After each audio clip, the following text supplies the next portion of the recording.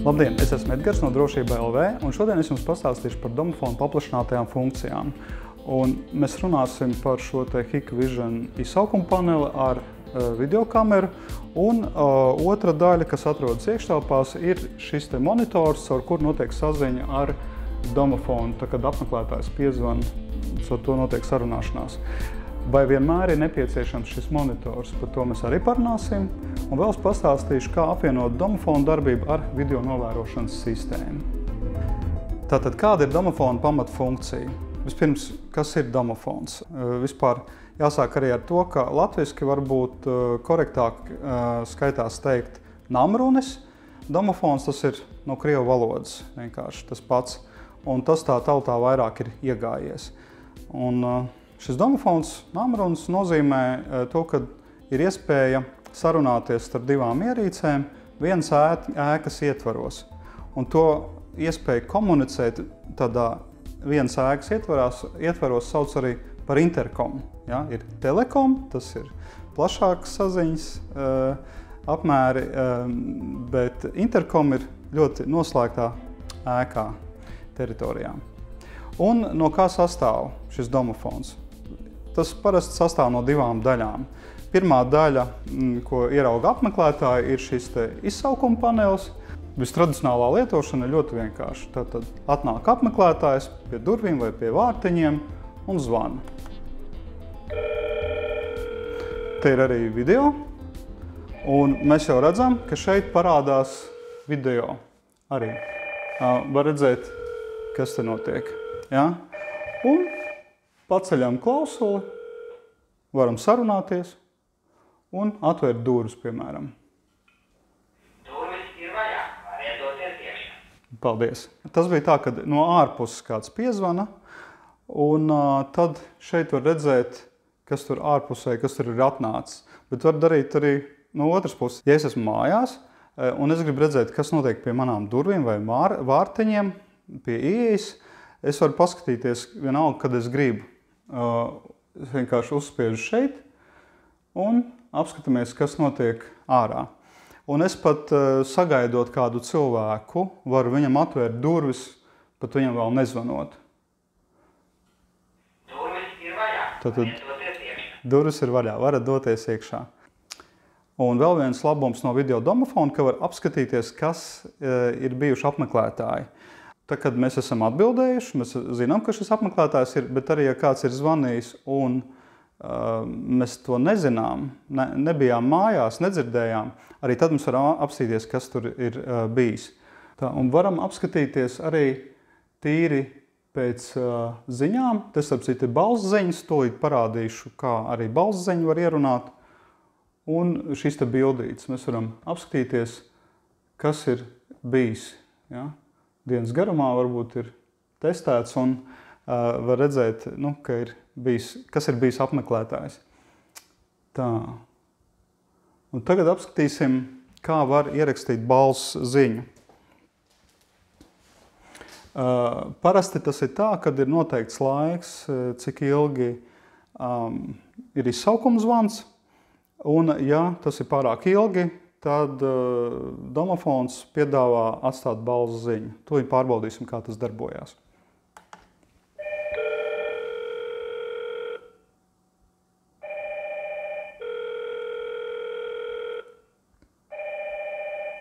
Lūdzu, atstājiet balss ziņu. Sveiki! Ļoti žēl, ka jūs neesat mājās.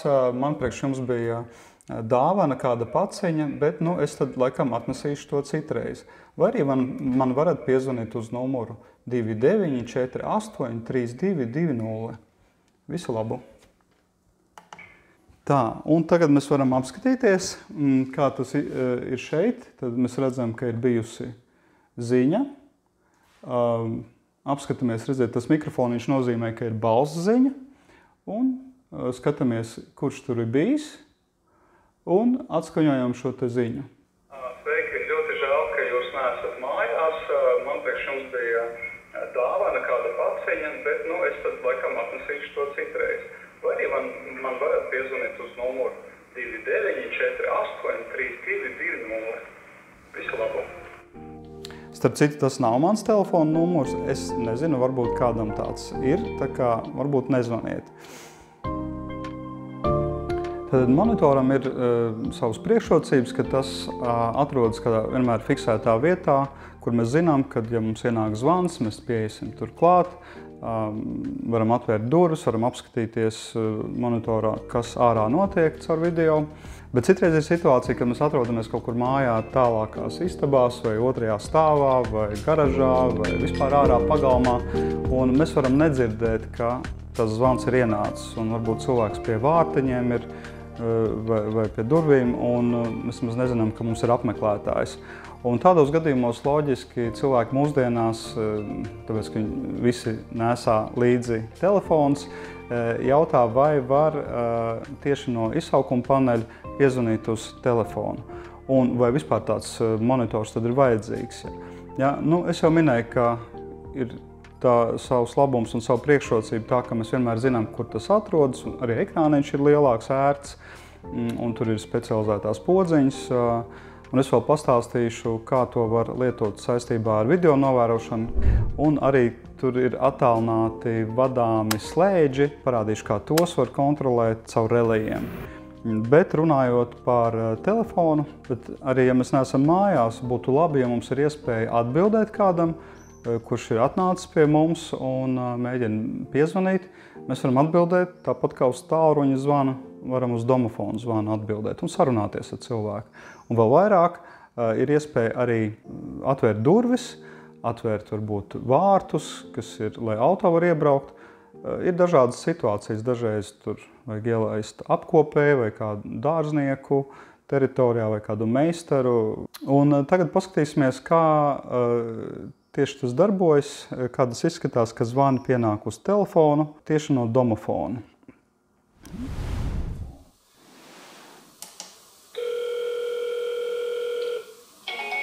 Lūk, man atnāk zvans, es paceļu un redzu, teiksim, tajā attēlā, kas ir atnācis. Un manā telefonā ir redzams, es šī gadījumā pats esmu redzams. Un es varu sarunāties un dzirdēt, ko man saka no šī izsaukuma paneļa, un mani arī tur dzird. Tāpat es varu atvērt durvis. The door is open. Tāpat var darīt arī otrādi, ja man interesē apskatīties, kas notiek pie durvīm caur video. Es atveru aplikāciju un es varu redzēt, vienkārši šeit apsīties uzreiz video. Lūk, es pats skatos, kas notiek. Tāpat es arī varu runāt, ja man kaut kas ir sakāms tiem cilvēkiem, kas tur ir tūmā. Piemēram, man nepatīk, ka viņi ir ienākuši manā privāta īpašumā. Es varu viņus pabrīdināt. Un tad es nospiežu mikrofoniņu. Jūs bez atļaujas esat ienākuši privāta īpašumā. Lūdzu, atstājiet šo teritoriju. Un vēl viena vērtīga lieta ir, ka telefonā atnāk ziņas un momentu uzņēmums par cilvēku, kurš ir zvanījis. Ja, saglabājās attēls un informācija, kad kāds ir bijis pie mājām, pie domofona un ir zvanījis. Tad mēs zinām, cikos un kurš pie mums ir atnācis.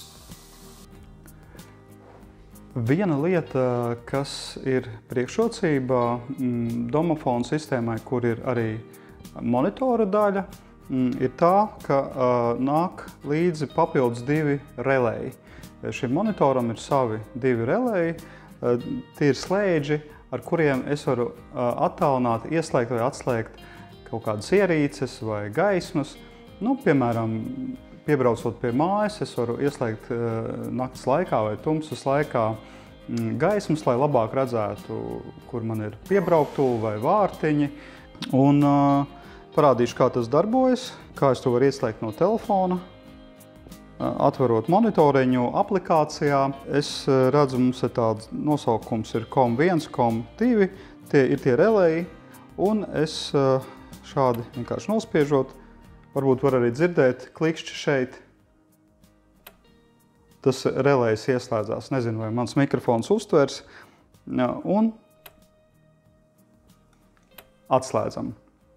Te mēs redzam, ka ir šie slēdži darbojas kā pastāvīgs slēdzis, es ieslēdzu, viņš paliek ieslēgts. Dažreiz ir nepieciešams, ka tiek padota strāva, tas slēdzis ieslēdzās uz tikai kā viens impulss, uz brīdi vai uz dažām sekundēm. Un tad mums vajag, lai viņš atkal atslēdzās. Ir ierīces, kas tādā veidā tiek vienkārši padodot strāvu, atverās vai tiek padota komanda un, teiksim, vārti atverās, pēc tam viņi aizverās ar vienu komandu. Ja, mums nav jādomā, jāatcerās, kā to vajadzētu atslēgt. Citreiz varbūt ir tā, ka mēs ieslēdzam vienkārši gaismu un mēs gribam, lai pēc kaut kādām sekundēm viņi atkal atslēdzās. Un šim nolūkam mēs aiziesim uz iestatījumiem. Te mēs redzam relēju pārvaldību, aizējam, te ir uzlikts uz paliek atvērts tāds režīms, bet mēs varam uzlikt, cik sekundes mēs vēlamies. Šeit piemēra pēc apskatīsim tur 2 sekundes. Apstiprinām. Šādi attālināti mēs varam mainīt šos iestatījumus, un tas ir arī ļoti ērti un saprotami. Un tagad izmēģināsim to slēdzi, kas ir uz šo te impulsu, jeb uz šo timerīti. Ja? Ieslēdzās, atslēdzās. Un tāpat tur var uzlikt arī uz ilgāku laiku. Maksimālais ilgums tātad ir 3 minūtes, 180 sekundes. Kā jau es teicu, es arī pastāstīšu, kā domofona darbību var savienot ar video novērošanas sistēmu. Un viens no tiem veidiem ir izmantot monitoru. Tātad tas ir gadījums, kad bez monitora mums nebūtu tāda viena funkcija, kur, piemēram, mēs varam paskatīties visas pieslēgtās video iekārtas. Piemēram, šeit mēs redzam pašu izsaukuma paneli ar savu video kameru, bet mums ir vēl iespēja pieslēgt visas IP kameras, kas ir datortīklā. Un šeit ir, kā piemēram, tikai 2, bet viņas var būt vairāk. Ja? Tad mēs redzam, pieslēdzam IP kameras, kuras ir video novērošanas sastāvā. Kā mēs varam izmantot šīs te papildus kameras? Ir tādi tipiski gadījumi, kad, piemēram, domofonā pašā tajā video kamerā mēs neredzam, kas varbūt notiek aiz mājas stūra. Ja? Kāds pie mums ir atnācis, ja tas, piemēram, ir svešinieks kāds, pastāv kaut kādi riski, mēs nezinām, kas tas par cilvēku, varbūt viņam blakus tur aiz stūra stāv kāds cilvēks, kas ar ļauniem nodomiem, un mēs gribam apskatīt situāciju, varbūt ap stūri vai blakus to, ko mēs neredzam domofonā. Dažreiz, vajag vienkārši ātri apskatīties, varbūt ir kāds troksnis tur ārā vai kāds grib piebrauc, un mēs gribam apstīties kaut kādā kamerā, kas notiek pie mūsu mājas vai īpašuma. Un monitors ir tāda operatīvs veids, kā mēs ātri pieskrienam, apskatāmies, kurā kamerā nepieciešams. Nav jāsēžās pie datora vai jāmeklē telefons. Ja? Kā jau teicu, mums viņš varbūt atrodas ērtā vietā, mēs pienākam, fiks apskatāmies to video, kas mani interesē. Ja? Tā kā papildus iespēja apskatīt papildus kameras, tā noteikti dod papildus drošību un papildus ērtību. Tātad, un otra galvenā lieta, kā mēs varam izmantot domofonu, tas ir izmantot izsaukuma paneli ar video kameru kā vienu no IP kamerām, jo šis te izsaukuma panelis jau arī ir IP kamera, vienkārši ar plašāku funkcionalitāti. Un šeit mēs redzam, ka te ir pieslēgts pie kopējā kameru komplekta, ir pieslēgts arī domofona kamera. Ja? Un tad mēs varam redzēt, ka tas ir tas izsaukuma panelis, ja, par kur mēs runājām. Tad vēl kas ir Video novērošanai, protams, tā vērtīgā funkcija ir, ka tur mēs varam pieslēgties ne tikai dzīvajā skatīties, kas notiek, bet ir arī ieraksts. Un ievērojiet, ka, piemēram, tad, kad notiek kustība, parādās šis te zvaniņš, kas simbolizē to, ka ierīce reģistrē notikumu, kad kadrā kaut kāda kustība ir. Mēs pat varam iezīmēt atsevišķu zonu, kas mums interesē. Pēc tam ierakstā mums ir papildus iespēja skatīties šos te notikumus. Reku šeit ir šīs te svītriņas, ir šie te notikumi. Paskatīsimies tā kā pietuvinātā griezumā, 6 stundu griezumā. Mēs redzam, ka te var skatīties dažādus notikumus. Un tiek ierakstīti tikai tie posmi, kur kadrā kaut kas notiek.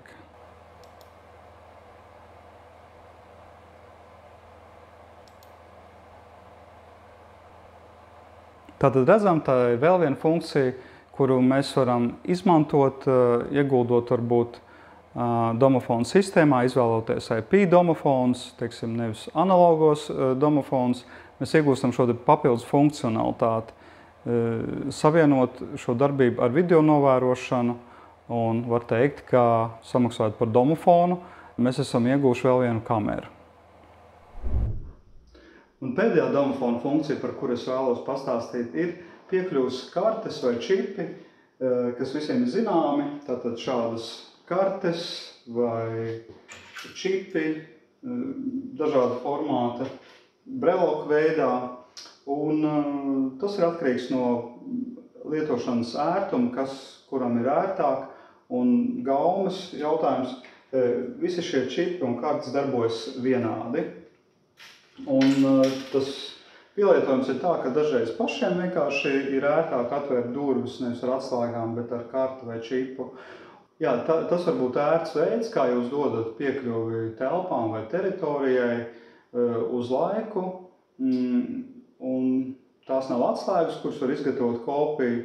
Jūs pēc tam vienkārši anulējat piekļuvi šai kartei, tai identifikācijai, un vairs ar to karti nevar neviens piekļūt, tad, ja kāds mēģina to kopēt. Un tagad es parādīšu, kā to var piereģistrēt. Tas ir ļoti vienkārši. Šim nolūkam ir tāda masterkarte. Es laikam jau minēju, ka svarīgi to ir saglabāt, tā nāk komplektācijā. Un tā ir domāta, lai tā kā programmētu. Piemēram, kad mēs pieskaramies vienreiz, 2 pīkstieni nozīmē, ka domofons ir gatavs reģistrēt jaunus lietotājus, iereģistrēts, un šādā veidā mēs pabeidzam programmēšanu. Un to notestēsim. The door is open. Ja, tātad durvis tiek atvērtas, un šī karta, kura nav piereģistrēta. Nekas nenotiek, nekas nevarās vaļā. Ieprogrammēsim.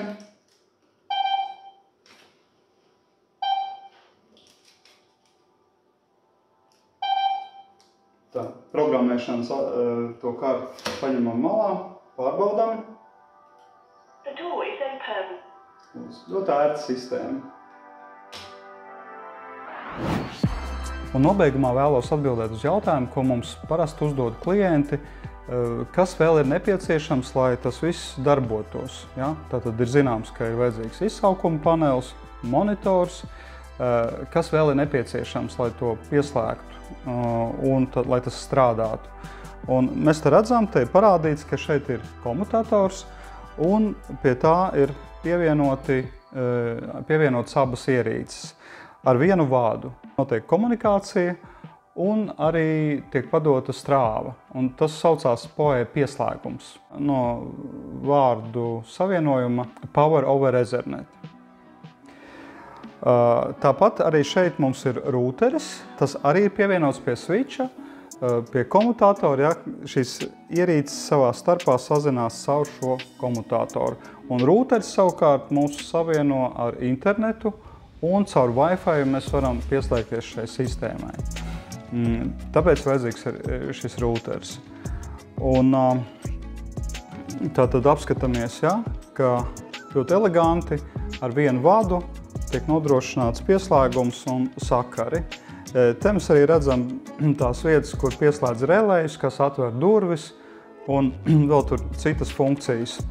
Tāpat arī monitoram, ja mēs runājam, arī viņam ir savi relēji, tāds pats PoE pieslēgums un vēl ir šāds, var teikt, astīts papildus pieslēgums arī relējiem. Arī turpat ir signalizācijas funkcija, tas jau ir stāsts citai reizei.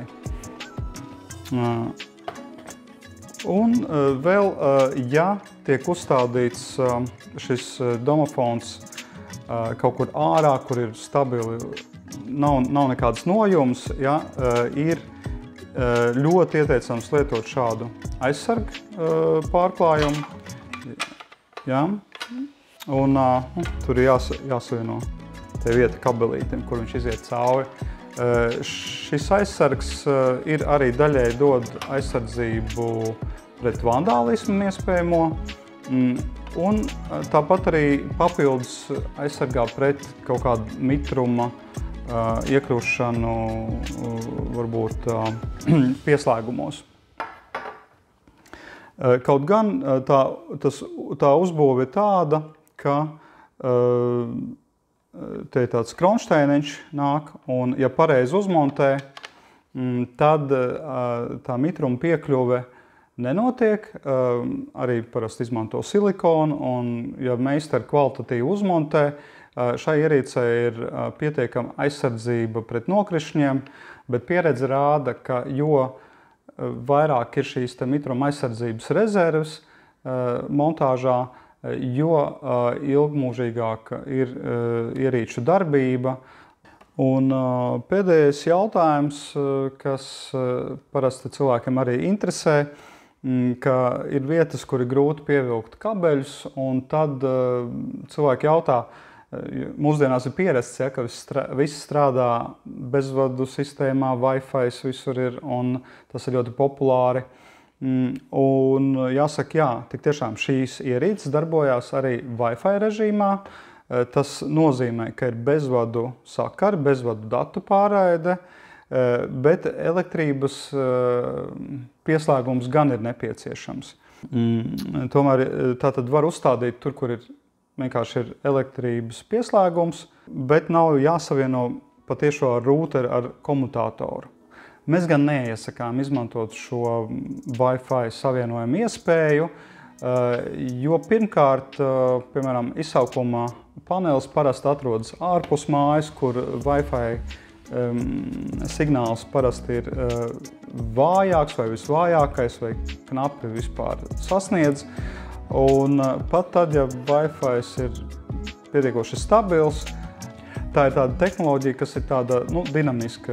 Wi-Fi ierīču skaits mainās, rūteri, varbūt jūs nomainat rūteri, tad arī uzreiz ir tā komutācija jāpārkonfigurē, un ir redzēts, ka it kā sistēma darbojas, bet ir kaut kāda izņēmuma, kad ir sakaru problēmas. Un labāk izvairīties no šiem izņēmumiem. Tāds labs saimnieks dara tā, ja kaut ko var pieslēgt tā, ka tu pieslēdz un tas strādā gadiem, un tu par to aizmirsti, labāk izdarīt tā, ka tu zini, ka tas būs 10 gadi un vairāk gadi, un tev par to nebūs jādomā. Un tas iemesls, kāpēc cilvēki ir iecienījuši šīs bezvadu sistēmas, Wi-Fi sistēmas, ir tāpēc, ka bieži vien mājai ir pabeigts remonts, visa apdare, un tad ir problēmas izvilkt tos kabeļus. Ideālais variants ir, ka visi kabeļi, visi domofonu pieslēgumi ir paredzēti jau būvniecības laikā vai kapitāla remonta laikā. Un tad, tāpat kā elektrība visur tiek pievilkta vai datortīkli, tāpat arī tiek pievilkti vādi priekš interkom sistēmas.